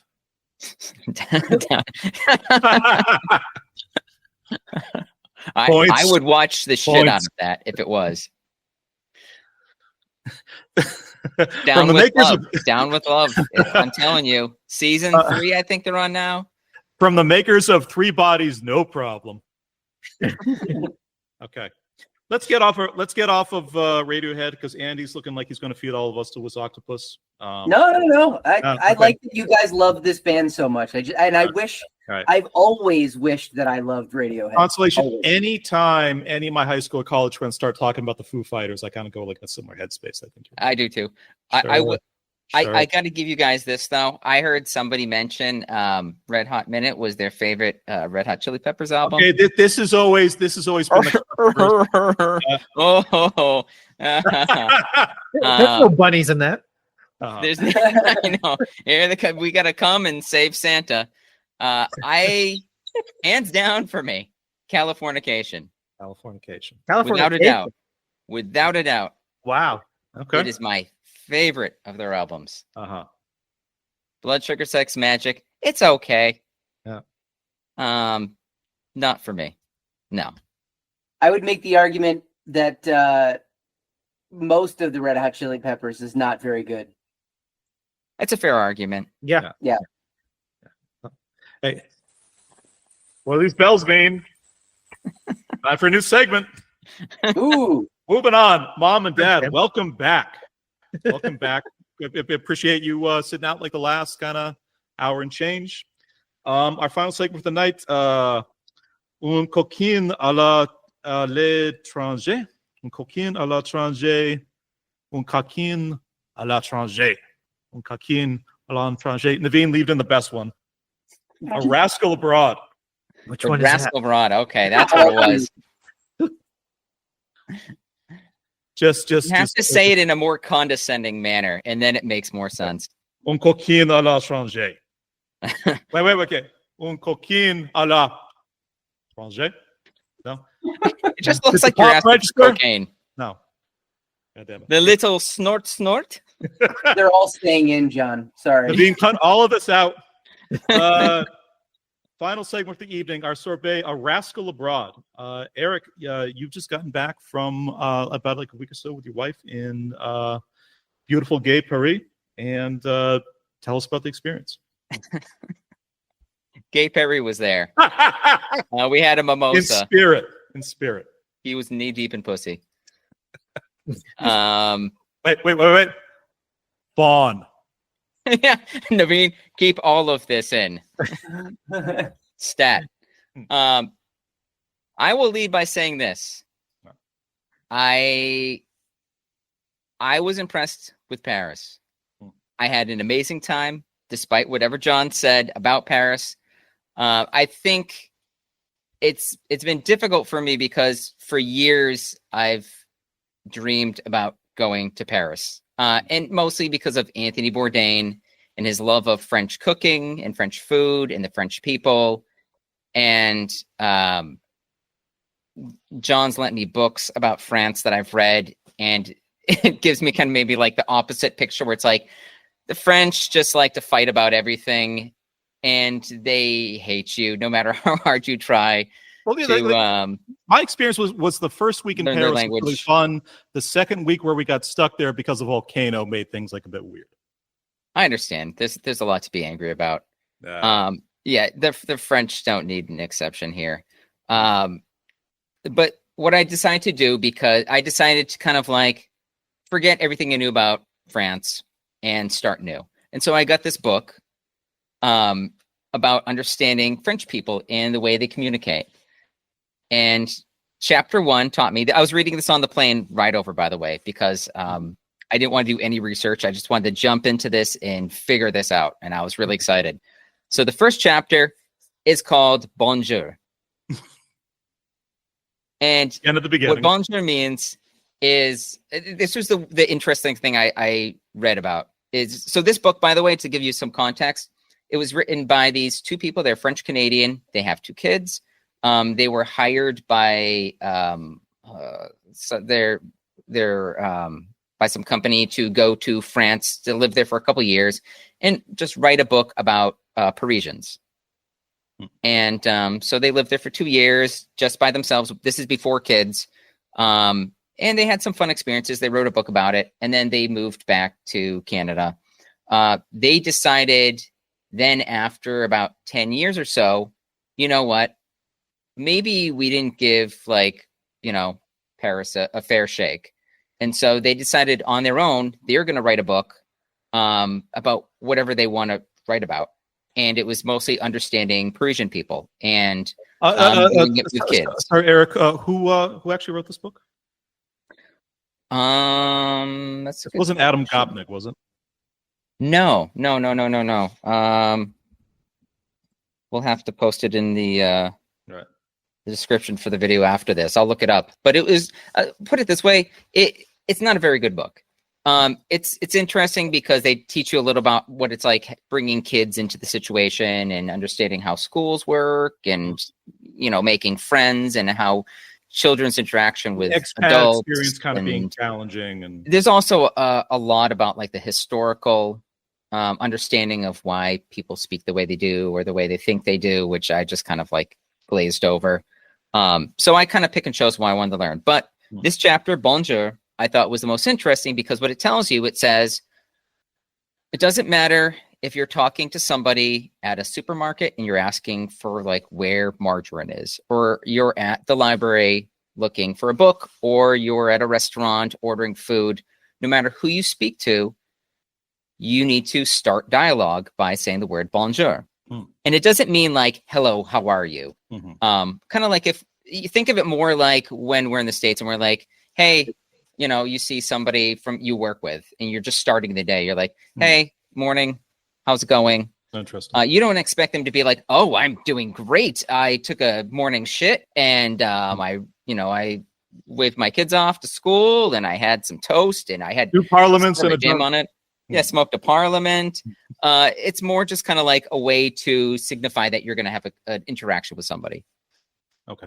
And so bonjour, what it means is you're acknowledging somebody and you're doing it that you're on the same level, meaning you don't feel like you're superior to anybody or anybody's inferior in the situation. You're both like some guy working at the grocery store. You're on the same level as him and you're treating him with that, sort of level of respect. You're offering yourself up to an interaction, basically. Yep. Yeah. And so what I read is if you don't do that, because I guess this family had this issue, their daughter in a couple different situations, like she went to the post office, she's trying to mail a package and she walks in, she goes, excuse me, miss, I'm trying to send this package.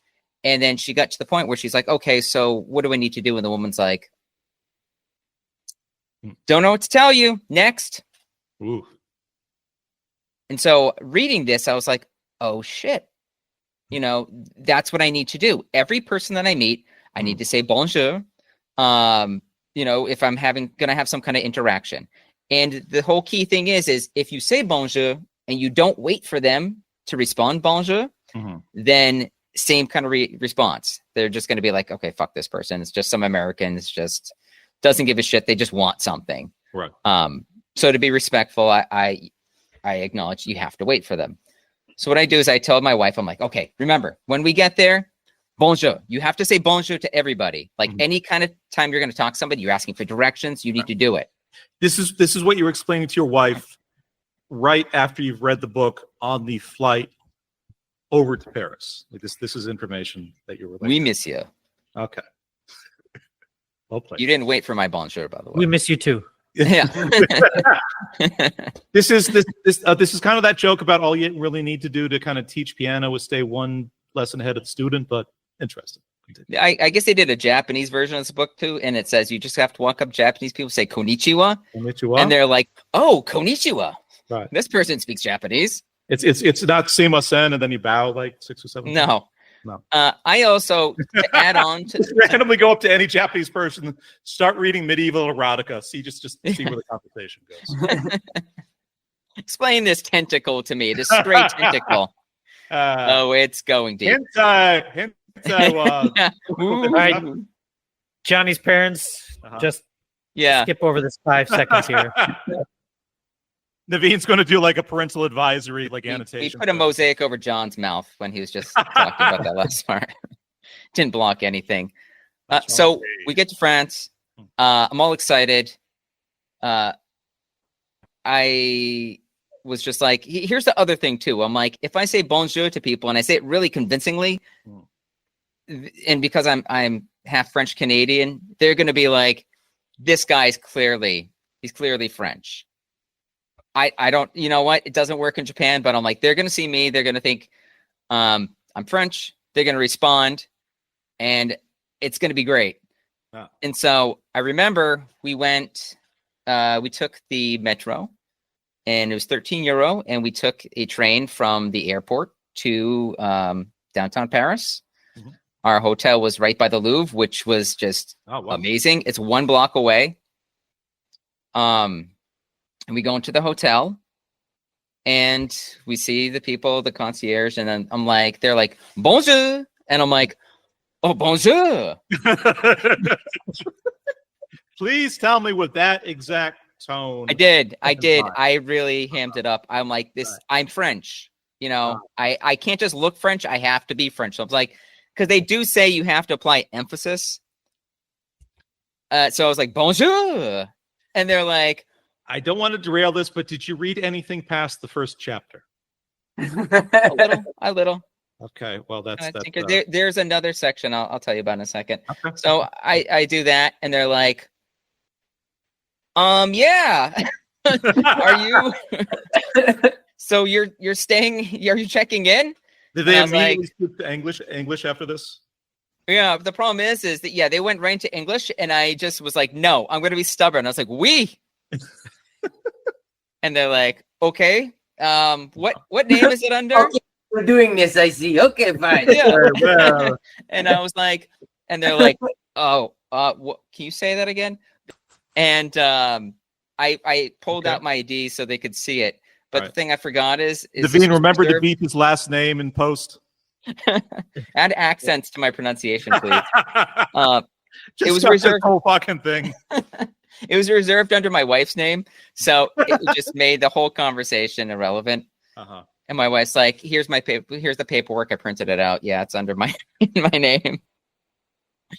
Well, I can picture this with this just photographic clarity. Yeah. Here's the best part. Just Oscar standing there and just being kind of just patient for a few minutes, and then just boom. He's weird. He's weird. But after the conversation, I looked at her and I go, it worked. It works. You do the bonjour and they do the bonjour, and that's how a conversation happens. I'm like, what? If we had just walked and said, yeah, I have a reservation here, they'd be like, no, monsieur, you do not. I was also you went in and you tried to meet them in their culture on their terms, and they're like, oh, and then your wife took over for the logistical side of it, but you set up a rapport. I did. And guess what? I did it like 50 more times while I was there. Everywhere I went. And at one point, we were at a museum. I was asking for directions. I said bonjour to the guy, and he's just like, he's an older guy. You know, this was, I was, asking for, directions for the bathroom. And I said bonjour. And he goes, oh, bonjour. And I'm like, où est le toilette? I don't really know. I know some words, but I assume this might mean where's the toilet? And I was like, où est le toilette? And the guy's like, oh, oui, monsieur, le toilette. And he said something, blah, blah, blah, blah, blah. I don't understand. But he pointed upstairs when I told my wife. And I was like, oh, I forget what I said. I was just like, au revoir. And he's like, au revoir. And then I looked at my wife and I said, do you see? I said, the toilet's upstairs. She's like, you understood what he said? And I was like, the toilet is clearly upstairs. You were so fucking proud of yourself in that moment. I didn't understand anything other than bonjour and toilet and pointing finger. But we go up to the second floor and we're looking around for the bathroom. And so my wife's like, I'm going to ask somebody. And she asks this guy, she's like, excuse me, where's the bathroom? And he's just like, madam, there's a bathroom on every floor.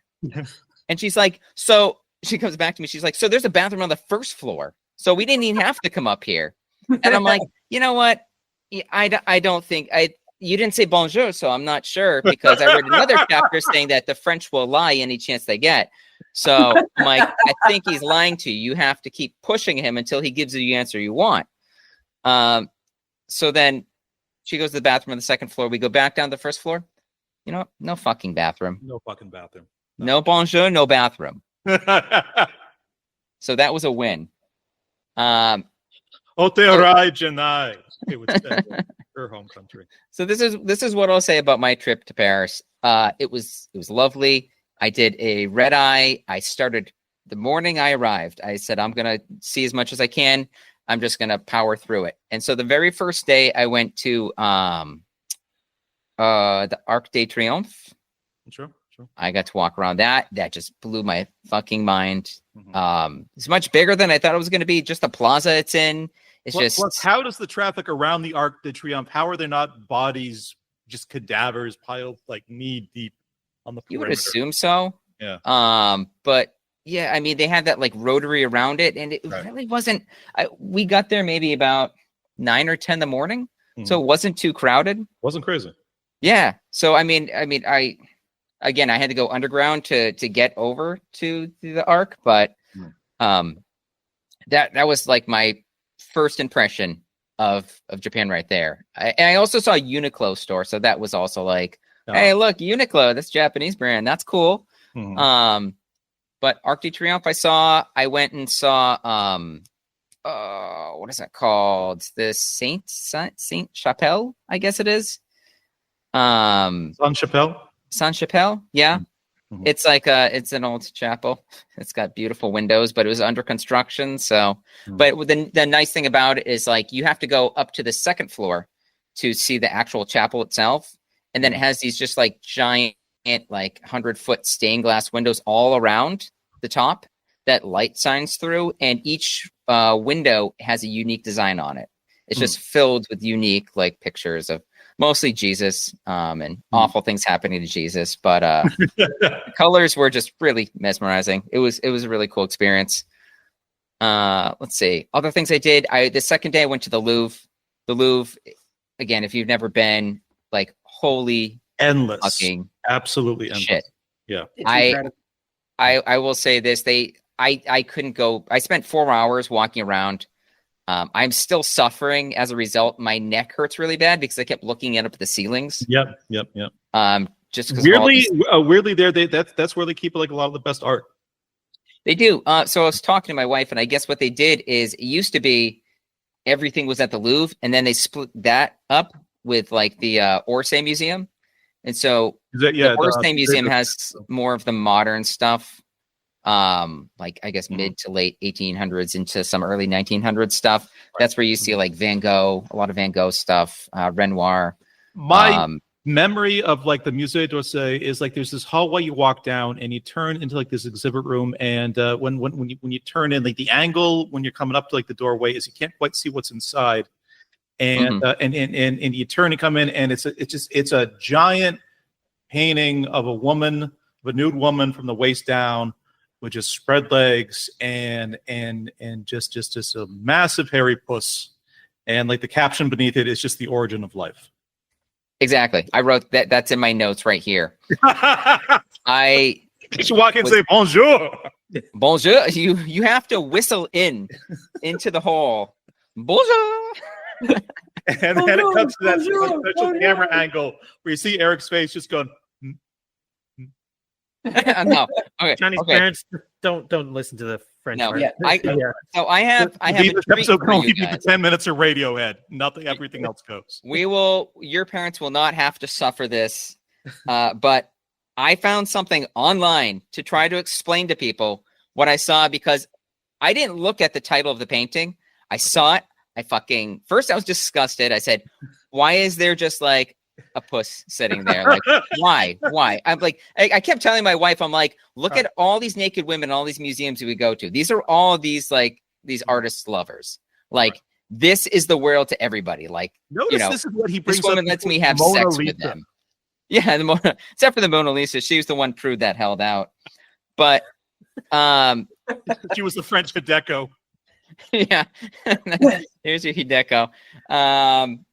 I found this online trying to find the name for that painting, because in the end I went back, took a picture of it. I told my wife, I said, hey, I'm going to go check out some of the other exhibits, because she was tired. Walked all the way around, discovered it accidentally. I swear to God, my phone was out. I took the picture, and then I showed it to her, and she goes, oh, you took a picture of that? And I said, it's a famous painting. It's Le Chat Noir.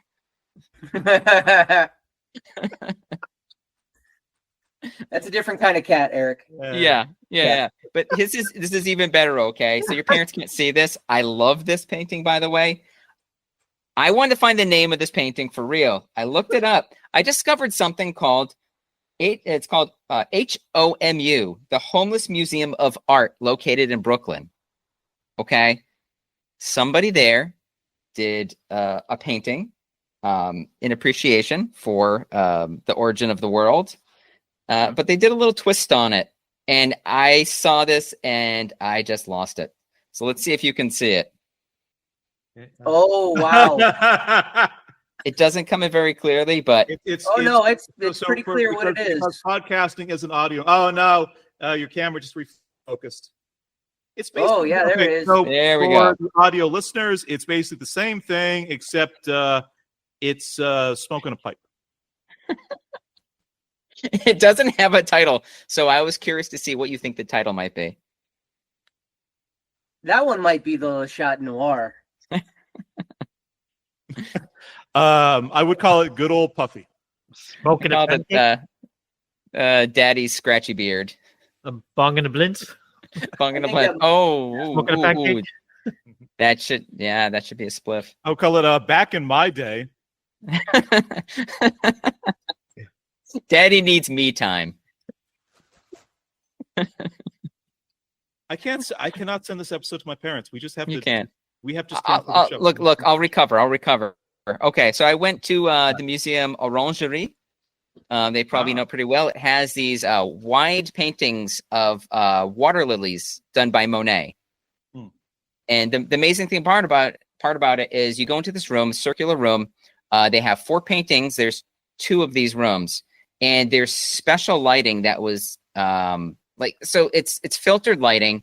It's a little like dim, but it was the intention of Monet to have the paintings being experienced in this light, because this was the same light in which he was painting them. Oh, interesting. So it's kind of like a late afternoon, kind of like little cloudy thing going on there. And I walked into the room and I said, did we pay money to get in here? Because I'm not sure what I'm looking at. I made the most amazing discovery when I pulled out my phone to take pictures, because I know my dad loves Monet. And it's like AI or something. When I took the photo, my phone cleared it up. You could see exactly what it was. Really? Each of these images. And so then when I looked at it again after seeing like it being deciphered by my phone, it was so different. It's like you can't just walk in like you're at the Louvre looking at paintings saying, okay, I appreciate this. This is nice. You have to sit down and let your eyes adjust and just relax and try to figure it out. I think my wife, the way she described it, she's like, this is what like magic eye was for people back in the day. I was like, that's good. I like that. Just you know, that's how kind of starved people were for entertainment. Just going in and looking at paintings in a vaguely dim room, and you wait for it. And then dying of tuberculosis. There we go. Yeah. All right. Other things I want to mention. Shout outs to Notre Dame. I didn't go inside. The line was fucking bananas, but I did see it. It was also under construction because they had the fire. Right. So that was really sad. I went to Palace of Versailles. Interesting, a little bit of trivia, but I may have shared this in the group chat, but like the Ubisoft, who made the Assassin's Creed games, including one set in Paris, they did these laser 3D scans of Notre Dame prior to the fire and supplied those scans back to the French government when they were trying to rebuild. Whoa. It was the video game Assassin's Creed, whichever like the French one was actually instrumental for them in recreating the design of the original cathedral. I thought that was fascinating. That's really cool. Not a sponsor, but could be. Yeah. I like not that. a sponsor, and I don't particularly like their games, but dude, this is what blew my mind. When I was at the Louvre, I saw some Japanese person with a 3DS hanging down on a necklace around their neck, and they were plugged in listening. And I forgot Nintendo 3DS, somebody had created software that you could download. I believe it was for free, and it gives you a full walkthrough of the Louvre. Really? And so you walk around, it not only shows you where things are. I haven't gone back and listened to it because I do have it on my 3DS, but I believe it does provide some history about a lot of the different paintings, but it also shows you where things are. That was the biggest challenge for me, is going to the Louvre, making sure the second I got in, I went straight to the Mona Lisa. Because it gets so crowded so quickly that usually you're just going to be way far in the back of the room, which again is also an amazing shot because it's such a small painting that it just puts it in perspective. And behind the Mona Lisa, it's a completely black wall, no other art on it. So it's just like a mind fuck. You're like, wow, like this one thing. I weirdly, in my first trip to the Louvre, kind of stumbled into the hallway again, kind of accidentally, because I was just sort of wandering at the time, and stumbling across the Mona Lisa was one of the most more kind of surreal experiences I've probably sort of personally had, like particularly as a kind of like a fan of art. They've since moved it too, from probably where you saw it, Johnny, to where it is now. To they just strained like a different part of the museum, or it's a different room altogether. It's like downstairs in the basement or something like that now, right, Eric? No. You had to go upstairs. You have when you go in, you go up, take an elevator to the second floor. The floors are marked weird in France. I don't know why. They start at like 0 and go like 1 and 2, but it's on the second floor, I believe. There's an elevator that goes right up to it, where when you come out of the elevator on like the second floor and you walk out, the room's right on your right hand side. I think they made it a little easier for people to be able to access, so it doesn't like deter from all the other art, because there's one piece of, to my memory, this was like 2010. It was really central, and it was really kind of crowded, sort of getting in and out. It's pretty easy to get to. It's not downstairs. Downstairs though, you'll find a lot of like the different statues and stuff like that. A lot of like old like Greek looking statues. I took a ton of pictures. There's a lot of stuff about like Greek mythology and Hercules fighting like a giant snake, and all the women are naked, which my wife had the comment on. She's just like, did people not have clothes back then? And I'm like, they didn't have jobs, honey. Just lounging. Like, you see, they're all like pudgy, and I mean, the men, okay, of course it's set up that way. The guys want them to be nice and have nice bodices. By the way, I just want to mention I am eating a crepe. I was supposed to start eating the crepe, but I wasn't going to comment on it, but like sort of here. Let's pivot to this. Could you tell us like a little bit? Because when I was like back visiting like a few weeks ago, your wife was very excited with some of the like the restaurants that she actually booked. So anything you want to like tell us about? Something I want to mention is first night we went out for dinner. I told myself the whole time, do not order steak frites, because that's the easiest thing to understand in the menu and what everybody's going to order. Right. Plus, it's not that hard to make steak and fries at home. True. The thing I like about the French is that they're not ashamed at their lunch break to take their time and to drink wine. Yes. Every time I went to lunch, everybody's drinking wine. I know they have a job to go back to. They do not give a shit. They're going to eat their meal with dessert, have a coffee. Nobody's going to tell them like, oh, maybe you should start going to meetings or something like that. Like, you know, they're very laid back. They don't need meetings. Get their TPS reports done. Right. All the food I had was amazing. We went to a foie gras restaurant that was just blew me away. We went to another place that I had picked out, totally random. It looks like kind of like an Irish pub kind of vibe to it. That's not why I picked it though. I picked it because it was just like more modern French cuisine, and that place had a what was it? It was a roasted octopus tentacle that came with some kind of like what was it? Some kind of cream mash, sweet cream mash, assorted veggies. Sounds like the start of one of Hideko stories, but okay. Yeah, it reached over, pat me in the back, and goes, "It's okay, don't mourn for me." I was like, they think of everything. Yeah, it had a lot of different kind of like it was like hybrid dishes that were just really good. I loved it. I also love the when you ask French people what they recommend for wine, and they go, nobody will give you a recommendation. They just say, "What do you like?" And you're like, I like sour wine that's made with grapes, and they're like, drink out of the river. But the amazing thing is when you pick out a wine, like you go through the list, you can't pronounce anything. You just pick one out, and then I always ask for it by like the region. And I'm like, I'll take the red from the Côte d'Iron, and they're like, such a beautiful area, amazing fertile land, and the wine there, the grapes are so lush. Excellent. They're not talking choice. like the wine. They're talking the vacation they had a couple years ago, and you know they still it's me and my wife. We went to Miami and we ordered the same wine. Brazilian steak restaurant. Fuck me, it was great.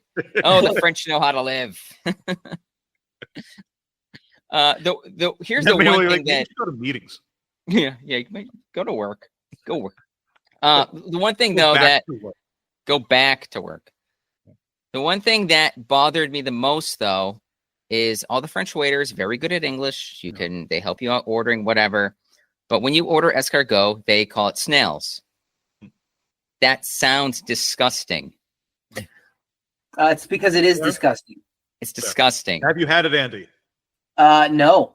It's delicious. It's one of the I best don't. You know what?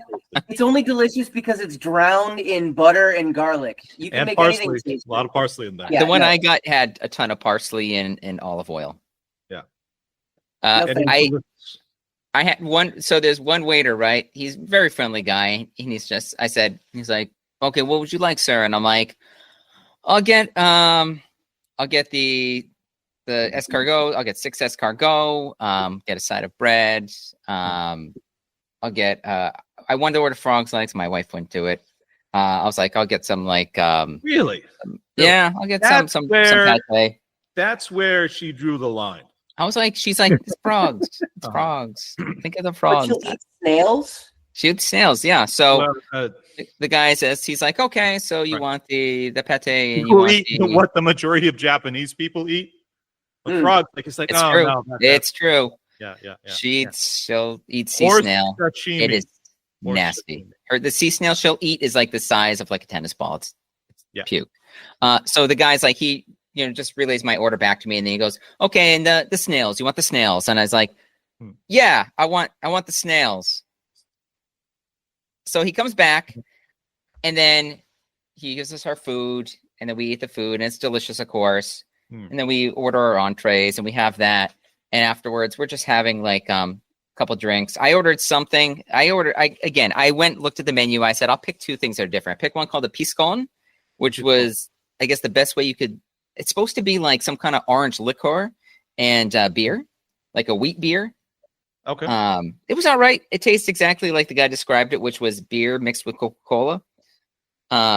I got this other drink. Let me just tell you what it's called quickly, because it was just, what a fucking name. It's called a Russian watermelon.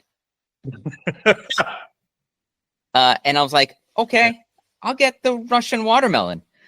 It is a watermelon mojito, but they call it a Russian watermelon. Does the guy Why? who like brings it I to your don't table know. is he wearing like a tracksuit or what's I how's the asked him. theming actually work? I said, this is a really interesting drink. Where did you guys come up with this one? And he goes, I don't know. I've never seen this on the menu before. You're the first person to order it. Yeah. It is delicious though. They do. It's like a watermelon You puree. ordered it, a bunch of confetti and like a banner drop down. You figured it out. Finally, it's the Russian watermelon. Guy comes out with an accordion. I did start by saying bonjour. Bonjour. Watermelon, please. He's like, you didn't let me finish my bonjour.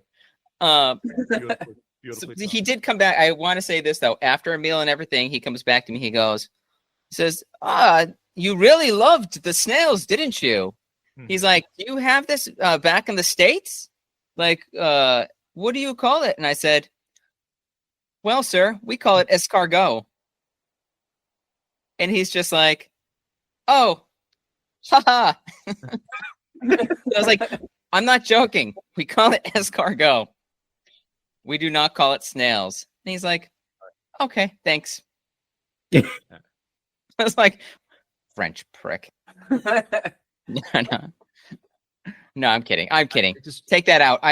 He was great. He was great. He got a tip. So I remember like a first season Simpsons episode, as I'm sure we all do, of like Homer going to the like the sushi restaurant with his family and him demanding fugu, and he accidentally gets like a bad piece of fugu, and he spends like the rest of the episode thinking he's going to die. Great episode.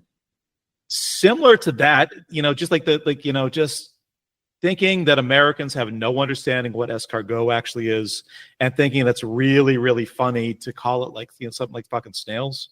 Mm-hmm. It's probably something that sort of got like established like 30 years ago, and they're still kind of grinding on that, like a little bit, just ignoring the fact that we've all kind of like just we all. I heard it at another restaurant too, and I'm just like, this must be a chain or something. Oh yeah. What do they treat?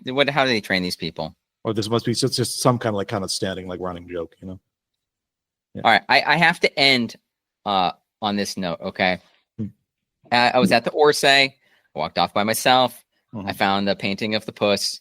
Right. I did find another painting of a puss, which was like a white cat. I guess it's pretty famous, Le Chat Blanc, and it's like a cat arching its back. It's really cute. So I took that picture. As I'm walking around, I'm in this hallway, kind of by myself, and I glance over at a painting. And it was like one of those life-affirming moments where I see something that I've known since I was a child, but I'm still trying to comprehend that the actual painting is right there next to me. This painting was the painting of Whistler's mother. Mm-hmm. Wow. Really? Do you all know Whistler's mother? In the Musée d'Orsay, it's an elementary school thing that when they're first starting explaining art, the very severe kind of straight angle of like a grumpy woman sitting in a chair. The grumpy woman sitting in the chair, the side view, and I see that, and I'm like, this can't be Whistler's mother. And I look down, it's clearly Whistler's mother. Nobody's around, nobody's taking a picture.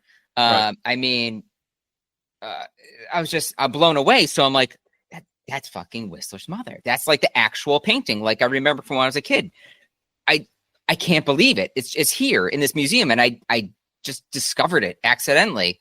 So I'm taking pictures, and I'm like, this doesn't look right. I left. I actually came back again, took another picture. And I'm just so excited. I'm like, I just discovered, Whistler's mom. And I remember from when I was a kid, I keep telling my head, I'm like, it's not Stifler's mom. It's Whistler's mom. So I'm like, get your story straight. Or Stacy's mom. Stacy's mom. Whistler's mom. Weirdly, my parents will not get Stifler's mom. They will. My dad will 100% get Stacy's mom because he became like a late in life, just really big Fountains of Wayne fan. Mm-hmm. Not that it matters because they're not going to hear any of this. Yeah, I looked at the painting and I heard in the back of my head, I'm like, Manta, Manta, Manta, Manta. So I took this moment and I went to my wife and she's sitting there on her phone, just looking something up. And I said to her, I cannot fucking believe it. I just found Whistler's mother, the painting of Whistler's mother. And I show her the painting on my phone and I'm like, I can't believe it. It's fucking here. Did you know this? And she goes, what is that? Is that famous or something? And I go, it's Whistler's mother. Like, you know, the old woman in the chair with her bonnet. And it's like, this is something that you see from when you're young. I don't know where, but it's just like, I've seen, not just like once in passing. I'm like, I've seen this a dozen times. If you especially grew up in like New England, in the New England kind of public education system, it's a painting you are shown and you talked about. It's tough. And then I started getting in my head. I'm like, you know what? When I was a kid, I used to take art classes at the Worcester Art Museum. And then I'm just like, maybe this is something I knew because I was exposed to that. I don't know. Maybe it's just me. And my wife's like, no, I don't really think anybody really knows what it is. And I'm like, I think that's bullshit. And I'm going to prove it to you. So I look it up online. And I go to the Wikipedia page, and right away it says Whistler's mother considered a masterpiece. And I'm like, see, right there, it's a masterpiece. And I'm going through it. And then I look at the artist who painted it. James McNeill Whistler. I just pulled up the wiki like myself. Yeah. Where was he born? Lowell, fucking Massachusetts. Really? Massachusetts. Yeah. And so my wife's like, I think maybe it's just a New England thing, or maybe just a Massachusetts thing. I don't think anybody knows who this painting is. So I said, you know what? Fuck that. I'm going to confirm it. I texted my mom. I sent her the painting. I said, guess who this is? And she goes, she's like, somebody's mom. And I was like, see, she knows. I distinctly remember the first time I saw the Whistler's mother. The picture of it was in elementary school, Wampatuck School in Situate, Massachusetts, in like, 5th grade. So I'm right there with you guys. 100% got shown that in school. 100%. Yeah. This is just now coming back to me, but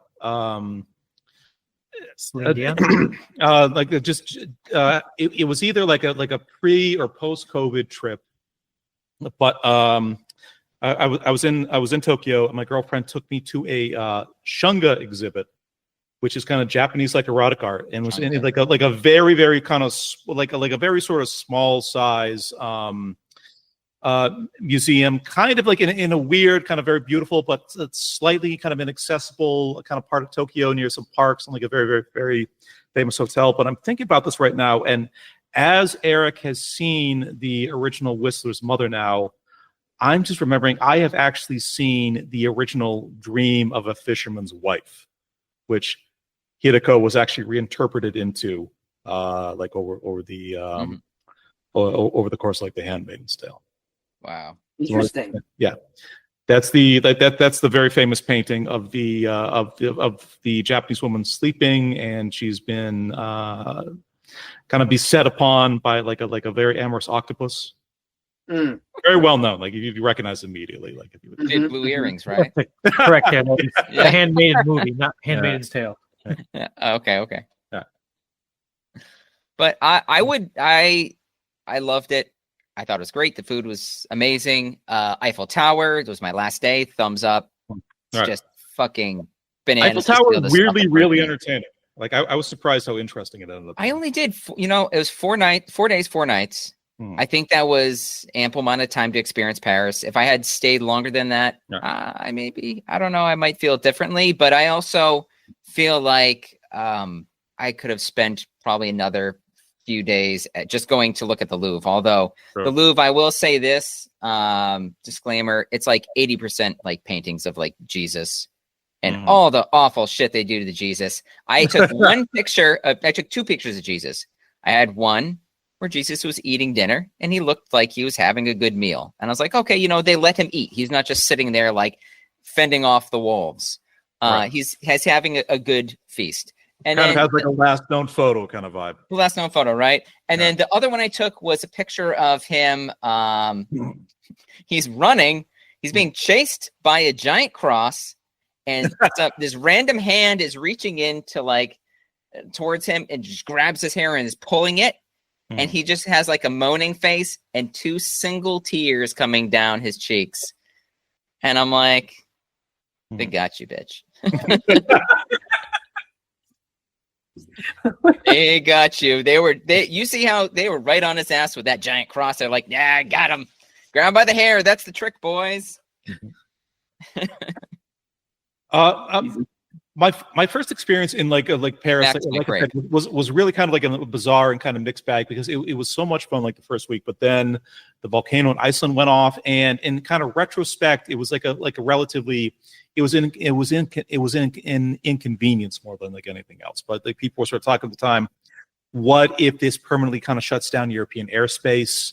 Volcanoes can sometimes kind of go for like a few days or hundreds of years. Like it was just, people were like a little nervous and like a little speculative, and it was a very kind of strange time for like a few days. But Eric's telling these stories, and the Parisian, like the big Parisian memory that kind of jumps out to me is, we were standing kind of near Montmartre, which is like a big park that's kind of in the middle of the city, and it's kind of up on top of the hill. It's sort of kind of built out from like the steps and kind of where the buildings were. So I remember once getting a coffee and kind of going out for like a walk, like very, very early once, and there's a long line of steps leaning up to the top of like Montmartre Park. So I'm like, okay, I need a little exercise. I got my coffee, I'm going to do it. I climb up the steps, and there was this homeless guy at the top of the steps that looked like he was out of like a fucking Victor Hugo novel or something like that. He looked like 100 years old. He looks like so out of times. And he looked at me and he just went, "You have just climbed 114 steps. Very good."